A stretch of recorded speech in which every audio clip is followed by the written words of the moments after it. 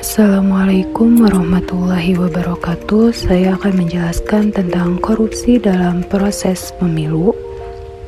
Sebelumnya, perkenalkan, nama saya Nurul Hatimah, NIM 2324012513, semester 3B, Prodi Pendidikan Agama Islam, dosen Paidam Khalid MPDI, mata kuliah Pendidikan Anti Korupsi. Tugas ini untuk memenuhi tugas akhir semester mata kuliah Pendidikan Anti Korupsi. Selamat menonton. Baik, di sini saya akan menjelaskan tentang 4 materi. Yang pertama itu adalah permasalahan korupsi dalam proses pemilu. Kedua yaitu dampak atau bahaya korupsi dalam proses pemilu. Ketiga, solusi untuk mengatasi korupsi dalam proses pemilu. Dan yang terakhir yaitu keempat, ajakan untuk masyarakat. Baik, pertama saya akan membahas tentang permasalahan korupsi dalam proses pemilu. Yang A yaitu money politik atau politik uang, yaitu di mana kandidat atau partai politik memberikan uang atau barang kepada pemilu untuk memberi suara mereka. Hal ini dapat merusak prinsip dasar pemilu yang seharusnya bebas dan adil.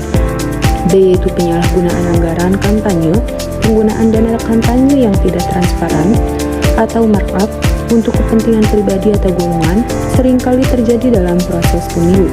C yaitu pemalsuan data pemilih. Hal ini bisa mempengaruhi hasil pemilu dan merusak kepercayaan masyarakat terhadap proses demokrasi. D yaitu penyalahgunaan wewenang. Beberapa pejabat yang memiliki kekuasaan dalam penyelenggaraan pemilu seperti KPPS kadang terlibat dalam kecurangan atau penyalahgunaan wewenang demi memenangkan pihak tertentu. Hal ini bisa mencangkup manipulasi hasil suara atau mengintimidasi pemilih. E yaitu pengaruh politik dalam penghitungan suara. Hal ini bisa menyebabkan penurunan kredibilitas hasil pemilu dan menimbulkan ketidakpercayaan publik. Kedua yaitu dampak atau bahaya korupsi dalam proses pemilu. A yaitu merusak integrasi demokrasi. Korupsi dalam pemilu menghilangkan asas keadilan dan kebebasan dalam berdemokrasi. Pemilih yang seharusnya bebas memilih berdasarkan hati nurani justru dipengaruhi oleh uang dan ancaman. B. Mengurangi kepercayaan publik. Jika publik merasa bahwa proses pemilu tidak adil, kepercayaan masyarakat terhadap sistem demokrasi dan hasil pemilu akan berkurang, bahkan bisa menyebabkan apatisme terhadap politik. C. Menguatkan praktik politik negatif. Korupsi dalam pemilu juga memicu siklus politik yang tidak sehat, di mana uang dan kekuasaan menjadi lebih penting daripada kualitas calon pemimpin atau program kebijakan. Hal ini mengarah pada dominasi elit politik dan merugikan rakyat. D. Penyalahgunaan kekuasaan. Korupsi dalam pemilu seringkali membuka celah bagi pejabat untuk terus mengendalikan kekuasaan secara tidak sah dan merugikan kepentingan publik. 3 yaitu solusi untuk mengatasi korupsi dalam proses pemilu. Beberapa langkah strategis untuk mengatasi dan mencegah korupsi dalam pemilu antara lain: A. Peningkatan pengawasan dan transparansi, memperkuat peran Badan Pengawas Pemilu atau Bawaslu dan lembaga-lembaga pengawas lainnya untuk memastikan bahwa semua tahapan pemilu berjalan dengan transparan.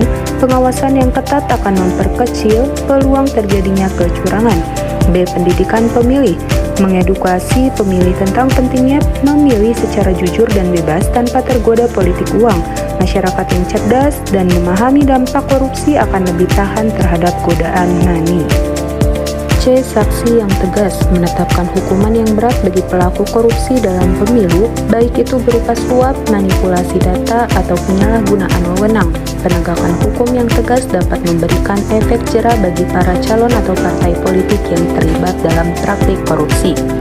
D. Penggunaan teknologi, memanfaatkan teknologi informasi untuk mendigitalisasi proses pemilu, mulai dari pendaftaran pemilih hingga perhitungan suara.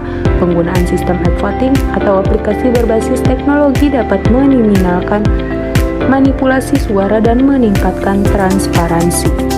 E. Peningkatan kualitas pemilu, memperbaiki sistem pemilu dengan memastikan bahwa proses rekrutmen dan seleksi petugas pemilu seperti KPPS dilakukan dengan profesional dan bebas dari kepentingan politik. Selain itu, memastikan bahwa proses kampanye dilakukan secara fair dan tanpa melibatkan praktik curang. F yaitu keterlibatan masyarakat sipil, melibatkan lebih banyak organisasi masyarakat sipil dan media dalam mengawasi jalannya pemilu.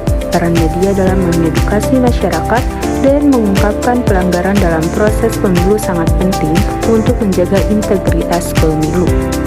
Terakhir yaitu ajakan untuk masyarakat. Pertama adalah menjaga integritas diri, hindari terlibat dalam praktik politik uang, jangan tergoda oleh iming-iming uang atau barang saat memilih, karena setiap suara kita sangat berharga untuk masa depan bangsa. Kedua yaitu berpartisipasi aktif dalam pengawasan pemilu. Jadilah bagian dari pengawasan pemilu dengan melaporkan kecurangan atau pelanggaran yang terjadi selama pemilu. Ketiga itu cerdas memilih, pilihlah calon pemimpin yang memiliki rekam jejak baik, berkomitmen untuk transparansi dan mampu bekerja untuk kepentingan rakyat, bukan untuk kepentingan pribadi atau golongan tertentu. 4 yaitu mendukung reformasi pemilu, dukung setiap upaya untuk memperbaiki sistem pemilu agar lebih adil, transparan, dan bebas dari korupsi. Partisipasi aktif Anda dalam proses ini akan memperkuat demokrasi kita. Kelima yaitu menjadi agen perubahan. Bagikan informasi yang benar tentang pentingnya pemilu yang bebas dari korupsi kepada teman, keluarga, dan masyarakat sekitar. Kesadaran kolektif dapat menciptakan perubahan yang positif dalam sistem pemilu kita. Dengan menjaga kejujuran dan integritas dalam setiap proses pemilu, kita membantu mewujudkan demokrasi yang sehat dan masa depan Indonesia yang lebih baik. Sekian dari saya, semoga bermanfaat. Terima kasih. Wassalamualaikum warahmatullahi wabarakatuh.